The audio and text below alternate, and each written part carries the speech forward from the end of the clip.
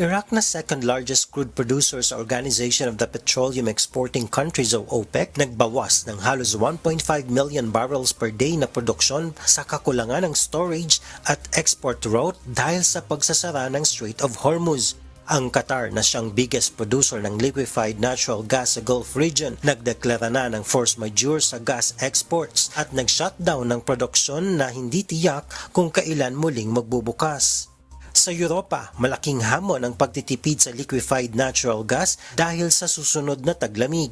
Bumaba ang supply ng Russia dahil sa sanksyon ng US. Naglagay ng barikada ang Ukraine sa Druzhba pipeline, ang pinakamalaking transport artery ng Russian oil papasok sa Europa.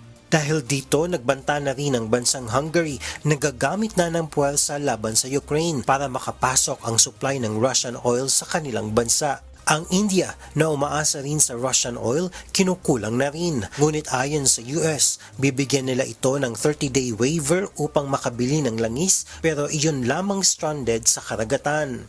Sa ngayon, kanya-kanyang hakbang ang mga bansa upang makatipid sa enerhiya habang wala pa ring nakikitang katiyakan kung kailan matatapos ang sigalot sa gitnang silangan.